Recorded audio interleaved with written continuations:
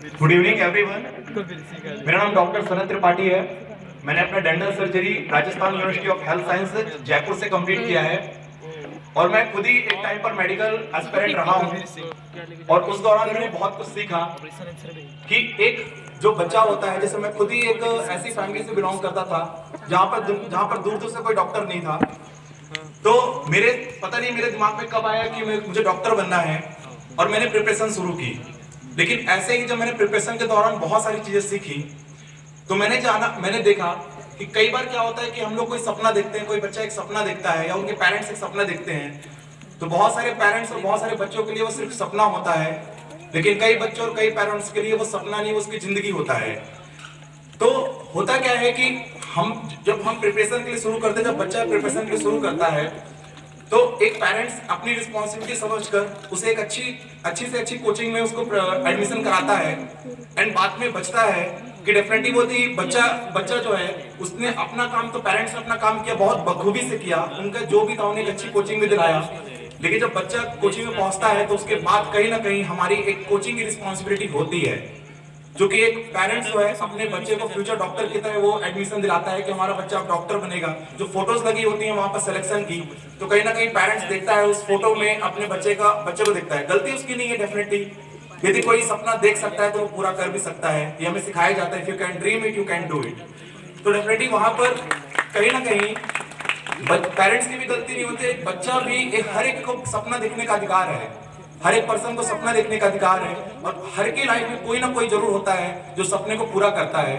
मैंने जब उस टाइम प्रिपरेशन किया तो मैंने बहुत सारी प्रॉब्लम्स फेस की, देखा कि बहुत सारे बच्चे मेरे साथ वाले बहुत डिप्रेशन में जा रहे हैं, बहुत अच्छे कैलिबर स्टूडेंट है, but due to lack of guidance उनको गाइडेंस नहीं मिला, उनका सपना पूरा नहीं हुआ। और डेफिनेटली होता है कि उस टाइम तो पता नहीं चलता है, लेकिन जब हम कोई सपना देखते हैं, हम यदि डॉक्टर बनने का सपना देखते हैं और जब हम नहीं बन पाते, आखिरी 10 साल बाद जब हम किसी गार्डन में बैठे होते हैं और सामने से किसी डॉक्टर को जाते हुए देखते हैं स्टेथोस्कोप लगाकर, तो दिल में बड़ा रिग्रेट लगता है।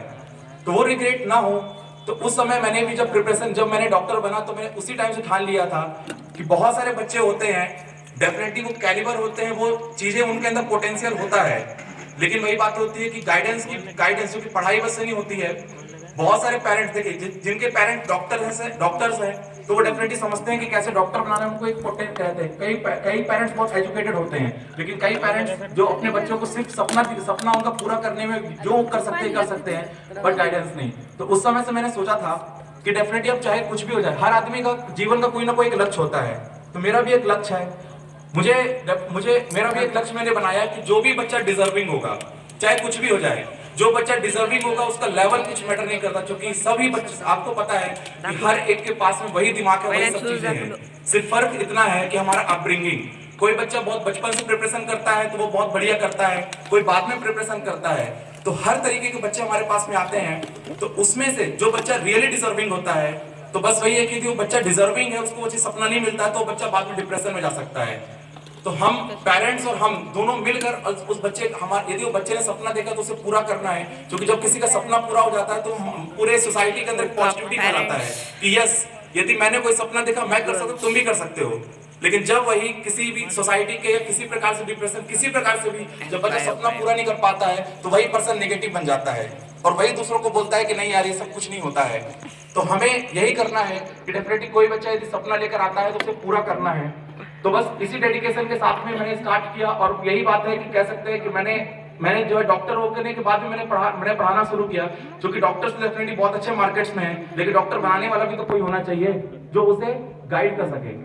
तो डेफिनेटली मैंने अपना एक कंफर्ट जोन, एक डॉक्टर होने के बावजूद एक कंफर्ट जोन छोड़कर टीचिंग में आया, बिकॉज ऑफ कह सकते हैं कि मैं तो जब 9th क्लास में तब से डॉक्टर बनने का सपना देखा, फिर जब डॉक्टर बना तो डॉक्टर बनाने का सपना देखा हूँ। और मुझे अदर सब्जेक्ट का कोई ज्यादा नॉलेज नहीं है, बट हाँ नीट का मेरी रग में नीट बसता है और बच्चों के लिए बसता है। कह सकते हैं कि यदि मेरे वहां पे ब्लड काटोगे तो आपको क्या मिलेगा, नीट और नीट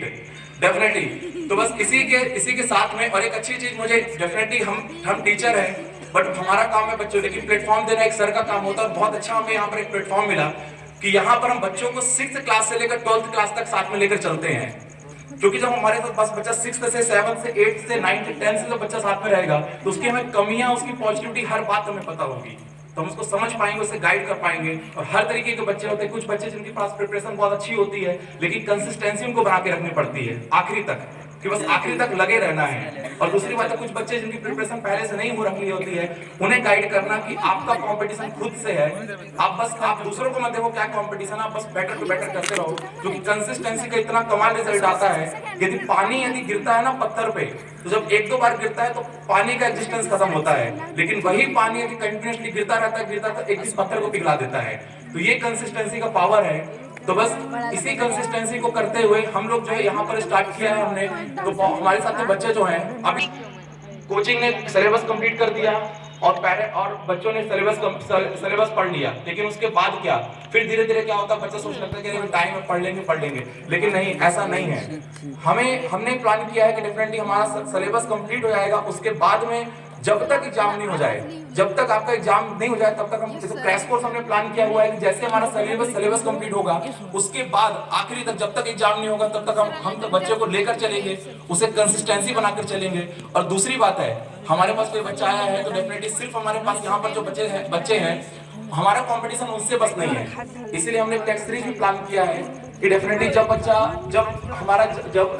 यहाँ का बच्चा जो है, जब बाहर के बच्चों से कॉम्पीट करेगा, इसलिए हम एक टेस्ट सीरीज करेंगे जिसमें ना केवल हमारे कोचिंग का बच्चा वहां पर रहेगा, और बाहर के बच्चे भी उस कोचिंग में, उस टेस्ट सीरीज में ज्वाइन कर सकते हैं। बहुत कम फीस हम टेस्ट सीरीज के रखेंगे, बहुत कम फीस, क्योंकि हमारा यही चीज है कि डेफिनेटली हमारे जो कदम सर भी हैं, वो भी यहाँ पर उन्होंने स्टार्ट किया, क्योंकि उनका सच बताया तो उनका मोटिव यही है कि हम अपने बच्चों का एजुकेटेड करें।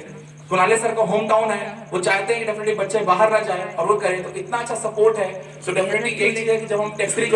सीरीज स्टार्ट करेंगे, तो उसमें जो है बच्चे का कंपटीशन बाहर से भी होगा,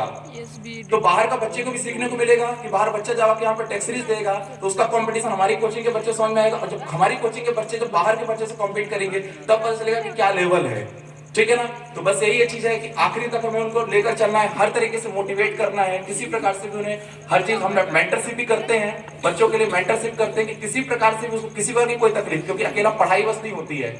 उसको हर तरीके से किसी प्रकार से कोई प्रॉब्लम नहीं हो तो मेंटरशिप भी देते हैं, बच्चों के हेल्थ से लेकर हर चीज को ध्यान रखते हैं कि कैसे आपको उनको पर्सनली बुलाते हैं, उनका रिजल्ट